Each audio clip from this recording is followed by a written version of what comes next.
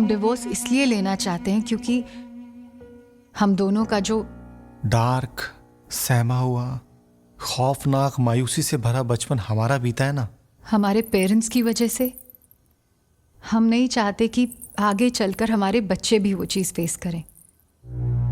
हमसे डाइवोर्स इसलिए लेना चाहते हैं क्योंकि शादी से पहले हमारे पेरेंट्स का रिलेशन सुपर्ब था। शादी होती दोनों ने लड़ना स्टार्ट कर दिया। क्यों? तो दोस्तों, आज यात्राग्राम का दिन है 197।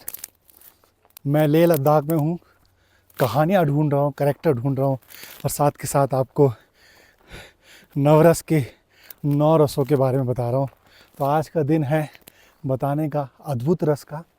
अद्भुत रस की कहानी मैंने कैसे सोची, कैसे लिखी, है ना, और अद्भुत रस की कास्टिंग कैसे की, अद्भुत रस का कैरेक्टर कैसे प्रिपेयर किया, और इस यात्राग्राम, प्रवीण इंगोनिया Yatragram all India 365 days 999 character hunt की जर्नी के दौरान ऐसी कौन सी अद्भुत कैरेक्टर, अद्भुत कहानियाँ मुझे मिली है, वो सब मैं आपको बताऊंगा।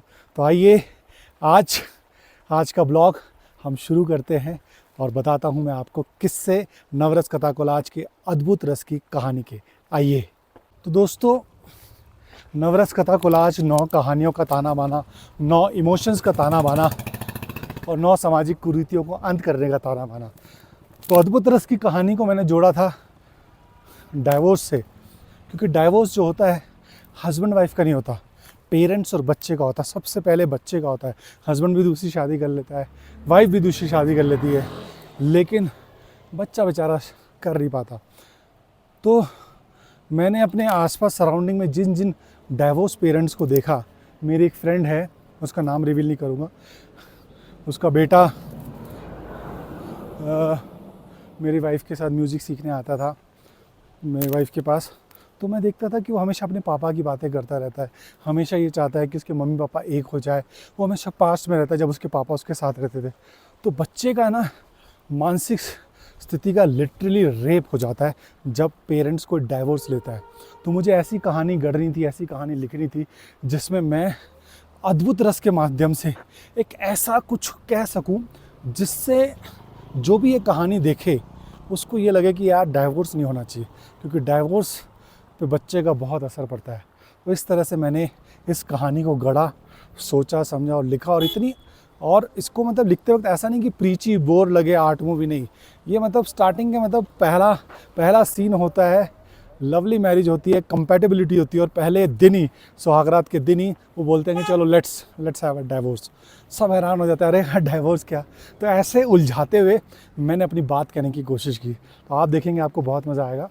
आइए अब हम बात करते हैं कास्टिंग की। नवरस कथा कोलाज की कास्टिंग मैंने किस तरह से प्लान की और किस तरह से अप्रोच किया। आइए दोस्तों, श्रेया झा मेरी बहुत अच्छी दोस्त थी, क्योंकि हम झिलमिल सितारों का आंगन है शूट कर चुके थे उसके साथ। तो मैंने उसको अप्रोच किया, वो मान गई। मैंने गेम्स ऑफ कर्मा जो सीरीज़ बनाई थी उसके लिए भी अप्रोच किया था, बट वो समहाउ वर्कआउट नहीं हो पाया था। तो इस बार श्रेया ने कहा मैं इस बार पक्का करूँगी, और मेरे को सुंदर जीजू कहती थी वो। तो उसने रेडी हो गई वो, और फिर हमने बहुत सारी वर्कशॉप ली, बहुत सारे कैरेक्टर पे काम किया। और फिर मैंने अप्रोच किया नीलू कोहली जी के साथ भी मैं काम कर चुका था, वो भी रेडी हो गई। कहता प्रवीण तेरी फिल्म है, चल मैं करूँगी। फिर पारितोष सन भाई को अप्रोच किया, उनके साथ भी मैं हर मर्द का 10 सीरियल कर चुका था, वो रेडी हो गए। फिर संजय स्वराज भाई थे, उनके साथ मैं क्रिएटर कर चुका था, वो रेडी हो गए। फिर ज्ञान भाई थे, ज्ञान भाई तो डार्लिंग हैं, उनको मैं NSD के टाइम से जानता हूँ, तो वो रेडी हो गए। तो ऐसे एक एक करके सारे एक्टर्स, जब उनको पता लगा कि प्रवीण एक फ़िल्म बना रहा है, नवरस की बात है, तो वो सब रेडी हो गए। और ऐसे मैंने पूरी असेंबल कास्ट को मैंने कास्ट किया। तो दोस्तों आइए मैं अब आपको बताता हूँ कि कैसे मैंने इस कैरेक्टर की प्रिपरेशन की, इस कैरेक्टर को तैयार किया। आइए दोस्तों, जहाँ तक रही बात मेरे कैरेक्टर को प्रिपेयर करने की, तो मेरे ऐसे 2-3 दोस्त रहे हैं जिनके पेरेंट्स का डाइवोर्स हो गया था। एक स्कूल टाइम पे रहा है, एक थिएटर टाइम पे रहा है तब। और मैं बड़ा क्लोज हो जाता था, पता नहीं क्यों मैं बड़ा इमोशनल हो जाता था जब मैं ऐसी बातें सुनता था कि यार उसको कैसे अपनी मम्मी को मिस करता है। वो कैसे अपने पापा को मिस करता है, कोई अपने पापा के पास रहता है, कोई अपनी मम्मी के पास रहता है। तो मुझे कहीं ना कहीं आइडिया था उस दर्द का, तो उस दर्द की मैंने पूरी हिस्ट्री लिखी अपने जो जिन लोगों को जानता था उसके उसके अलावा मैंने बहुत सारे ना यूट्यूब में सर्च किया, बहुत सारी डॉक्यूमेंट्रीज़ देखी, डाइवोर्स के बाद क्या होता है, पेरेंट्स के ऊपर क्या बीतता है, हस्बैंड के बाद क्या बीतता है, वाइफ के ऊपर क्या बीतता है, बच्चे पर क्या बीतता है। तो ज़्यादातर मैंने जो देखा, मतलब डाइवोर्स का शिकार सिर्फ़ और सिर्फ बच्चा होता है, चाहे वो लड़की हो चाहे लड़का हो। तो मेरा इंटरनल इसमें करेक्टराइजेशन में मेरा ज़्यादा ज़ोर था। मैंने इंटरनल वो दर्द, ताकि मैं जब परफॉर्म करूँ, जब सुहागरात वाला दिन भी आए तो वो बड़ा कनेक्टिंग लगे, वो दर्द दिखे इसका, क्यों वो मतलब शादी के लिए रेडी नहीं है, शादी से उसको क्यों नफ़रत हो गई थी, वो सारी चीज़ें वो दिखाना चाहता था। इसलिए मैंने उसकी इंटरनल करेक्टराइजेशन बहुत बहुत गहरी तरीके से उसकी लिखी। और रही एक्सटर्नल करेक्टराइजेशन, इससे पहले मैंने जो करेक्टर किया था ऑटो वाले का, उसमें मेरा वेट बढ़ा हुआ था, 85 के करीब था, और मुझे इसमें यंग दिखना था, है ना। जब ये फिल्म बन रही थी मैं अराउंड 45-46 का था, और मुझे लगना था 25 और 30 के बीच में। तो 85 से लेके मैंने कम से कम, आप मानेंगे, 15 से 20 किलो वेट मैंने कम किया। मेरा हाथ दर्द कर रहा है, मेरी जो स्टिक थी, मेरी जो सहारा थी, मेरी यूनिट थी, वो बेचारी लूज़ हो गई है, वो मतलब होल्ड नहीं कर पाती।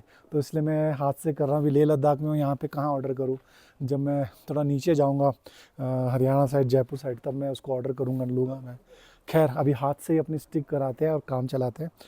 तो मेरे को अपना वेट कम करना था, तो मैं मतलब 2 घंटे सुबह चलता था और 2 घंटे शाम को चलता था। मतलब मेरा 8 किलो और 8 किलो 16 किलो का टारगेट था, 16 किलोमीटर चलने का टारगेट था। मैं जिस घर में रहता हूँ वहाँ पे मतलब पूरा एक चक्कर अगर आप काटो तो 1 किलोमीटर होता है। तो ऐसा मेरा ये चक्कर था कि मतलब मैं 8 किलोमीटर ऐसा सुबह चलूँ, 8 किलो शाम को चलूँ, और इस तरह से मैंने अपना वेट कम किया, अपना वेट वो किया। और बाकी सारे एक्टरों ने कोऑपरेट किया। ज्ञान भाई तो इतने डार्लिंग है, मतलब उनको ना मेकअप रूम चाहिए ना कुछ चाहिए, उनको बस काम से मतलब है। उसी तरह से श्रेया भी थी, नीलू झा, नीलू कोहली जी भी थी, संजय स्वराज भाई भी थे, और पारितोष सेठ भाई भी थे। तो सब लोगों ने बहुत कॉर्पोरेट किया। मेरा दिल से सारे एक्टरों को थैंक यू है, दिल से सारी टीम को थैंक यू है कि आपकी वजह से ये नवरस कथा कोलाज बन पाई, ये कहानी बन पाई। इसको मैंने मुंबई में शूट किया था और थोड़ा सा आगरा में शूट किया था, 2 दिन मुंबई में 2 दिन आगरा में, क्योंकि ये बात थी अद्भुत रस की। और अद्भुत रस में ताजमहल का जिक्र ना हो, ताजमहल ना है, ऐसा तो हो नहीं सकता। इसलिए मैंने डिसाइड किया कि मैं ताजमहल जाऊंगा। और मैंने पटाया श्रेया को। श्रेया बेचारी भी, मतलब हम राजधानी में गए, बिल्कुल ही नॉर्मल, वो फ्लाइट के बिना ट्रैवल नहीं करती, लेकिन मेरे कहने पे वो ट्रेन से गई। हम लोग होटल में रुके, और मेरे जो स्टूडेंट हैं पार्थ राणा, जिसके यहाँ मैं रुका था आगरा में, उसी रिसोर्ट में हमने शादी शूट की। क्योंकि अगर मैं शादी को शूट करने जाता तो बहुत तगड़ा बजट आ जाता, मेरा बजट हिल जाता। हम लोग कम में बम फिल्म बना रहे थे। तो रियल शादी में हमने स्टेज पे, जो रियल दूल्हा दुल्हन बैठने वाले थे उस स्टेज पे, वो दूल्हा दुल्हन आने वाले थे 8 बजे, लेकिन 8 बजे के आने से पहले ही पार्थ ने कहा कि सब भैया आप जल्दी से जल्दी आ जाओ 5 बजे तक। तो हम लोग 5 तो नहीं, थोड़ा सा लेट हो गए थे, 6 बजे तक, लेकिन 6 से 7 1 घंटे में हमने पूरा चंक वो पूरा शूट कर लिया था शादी का, जो दूल्हा स्टेज पे बैठने वाला होता है। फिर बाद में मोन्टाजेस वो सब तो शूट किए थे। तो इस तरह से ये कहानी बनी।